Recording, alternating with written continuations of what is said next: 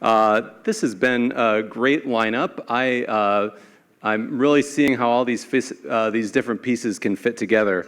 I am here at this Iron Range Forum. I'm not here to talk about iron, though. I'm here to talk about the other big industry in the range, forest products, wood. This is a $9 billion industry in Minnesota, connected with over 36,000 jobs.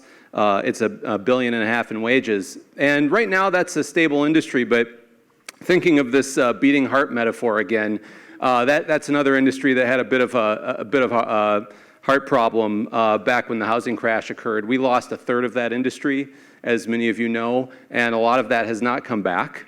So that was building products, paper, and that all happened over the past 10 years, and that obviously that impacted a lot of people's lives. And even though the industry is stable right now, I think we need to acknowledge that, again, there's been a lot of talk about the boom and bust. It may not be stable forever, and so we need to look to the future and figure out how to diversify so that we're ready when that next heart palpitation occurs.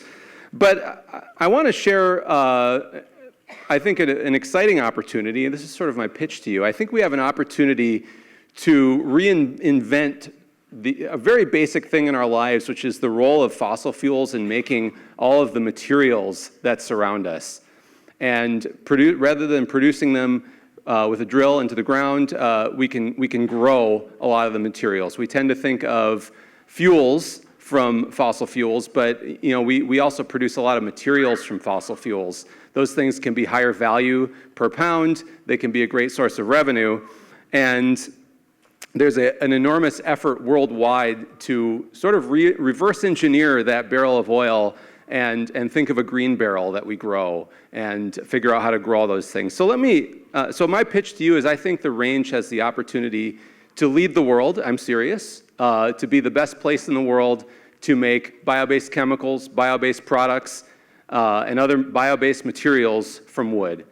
So let me briefly digress and talk about oil. So I think if we would look around the room and around ourselves, we would find a lot of products made from fossil fuels. We would find synthetic materials in our clothing. We would find plastic in our devices. We would find water bottles made of plastic. Many of us drove here in cars that were absolutely full of petroleum-based plastics in the interior of the car, not just in the gas tank. And so what if I told you that there's billions of dollars being spent in trying to figure out how to make all of those things from bio-based materials like wood instead of from fossil fuels? This is an enormous effort, lots of money being invested, including in Minnesota, including in the range, to figure this out. And the U.S. Department of Agriculture estimates that by 2025, bio-based products could cut in about 20% into the fossil fuel market share. It could be worth $500 billion with a B. And I think the Iron Range should try to get a piece of that. Now, I want to talk about some specific examples of what I mean. I can talk about bio-based chemicals and products, and it all sounds sort of abstract. But let me talk about some specifics. And I'm going to start small because I think we need to do the whole range of things to grow this industry, all the way over from startups that maybe are one person with a test tube and a lab coat, all the way up to attracting the big players from around the world and getting them to come here to Minnesota. So let me start small. A friend of mine in Duluth has a great idea, startup company. He's a microbiologist. Maybe we can call him a bug whisperer. He takes little microscopic organisms and he teases out, he figures out how to make them make chemicals that we need that have value. And he's doing this with alcohols and a whole variety of materials. And that's the kind of company that could start with one person with a great idea in northern Minnesota and could grow into a very big company. That's a big market, what he's trying to produce. Let me talk about another example. Get a little technical here, but something called plasticizer. So if you think about any kind of flexible plastic, like upholstery, like a fake leather handbag, for example. There's a lot of this stuff in the interior of your car. Well, it's something called plasticizer. It actually evaporates out of the material over time. So you think about new car smell. That is plasticizer evaporating out of the plastics in your car into the air. And people are concerned about this all over the world because it's been demonstrated to cause harm to human health. And that's why there's, all over the world, they're trying to phase this stuff out. And so lots of big companies are absolutely desperate to find an alternative. Just so happens there's a company based in Minnesota that's developing a bio-based, less toxic alternative to that plasticizer.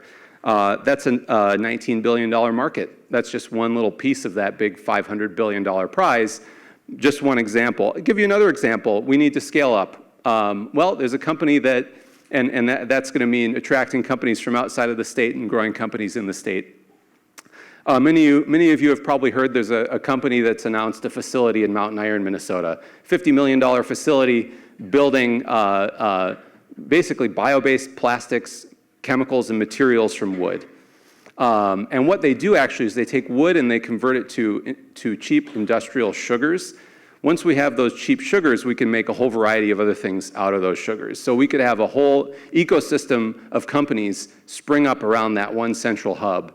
That's an exciting opportunity. Let me scale up a little bit bigger. Some companies that you may have heard of, like Coca-Cola, Ford Motor, Procter & Gamble, Nike. Those companies in 2012 got together and said, you know what, we need a bio-based alternative to this plastic that's in everything, from soda bottles to shoes to the interiors of cars, because our customers want to see a greener product. It's a plastic called PET. They're working on replacing it. Now imagine if they saw Minnesota, once they get time to start manufacturing the stuff, as the best place to do it. That's an exciting opportunity. Some other big companies, most of the major airlines in the world need to develop a lower carbon fuel. And the thing about airplanes is it's really hard to make an electric airplane. The batteries are just too heavy. You actually need, I like electric cars too, by the way, but it's a lot harder to do with an airplane. The batteries are too heavy. They don't have the range you need. Well, so they need fuels. Bio-based fuels are a big opportunity for them, and there's a major initiative involving all the largest airlines in the world to try to develop a low-carbon, bio-based alternative. And again, wood could be the raw material for doing that. So what is this? I could go on and on about this. It's kind of fun thinking about all the opportunities. But what does this all mean for the range? That's, I think, the question we're all here to ask.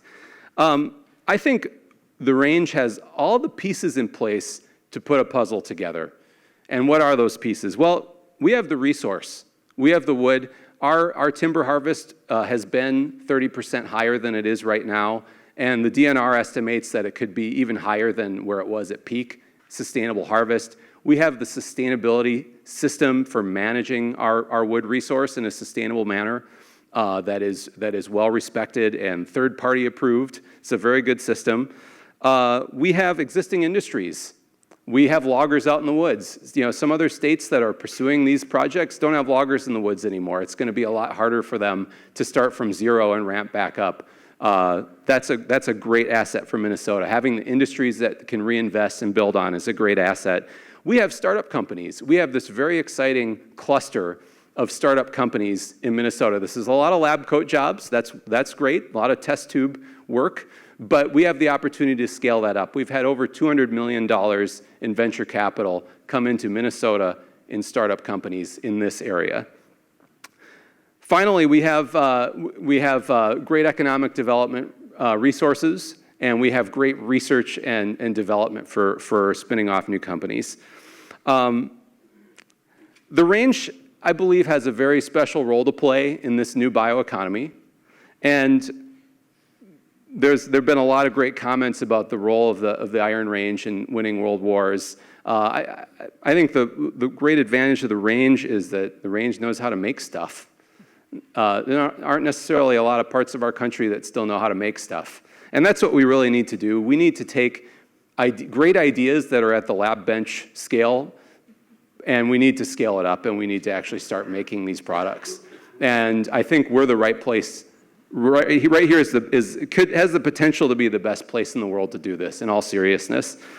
So what should we do about this? What should we do to capture this opportunity? Well, first of all, I think we do need to look outside the state. There are companies around the world that are ready to build facilities and deciding where to go. And we need to put our best foot forward and say, you know what, Minnesota is a great place to do this. You should come here. And that means marketing. We have a reputation for not being always so great at talking about how wonderful we are. We're a little humble. Let's talk about how great we are. This is a great place to do this. And let's not shy away from incentives. I think there's a good public policy rationale for public investment in new technology that is in the public interest. I think it's totally appropriate to make investments.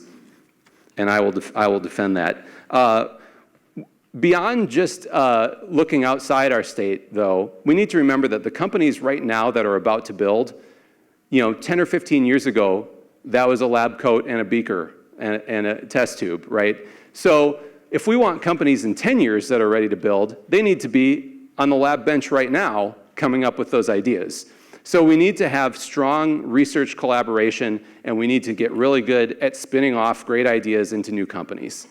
And I think it's important not to neglect the fundamentals and remember that we still have a forest products industry, and the same things that we need to do to preserve that industry are the things that will help attract new opportunities. So it's really basic things: skilled workforce, all these things that everybody's been talking about, entrepreneurship support, stable energy costs, making sure that our wood resource is intact, infrastructure, rail and roads.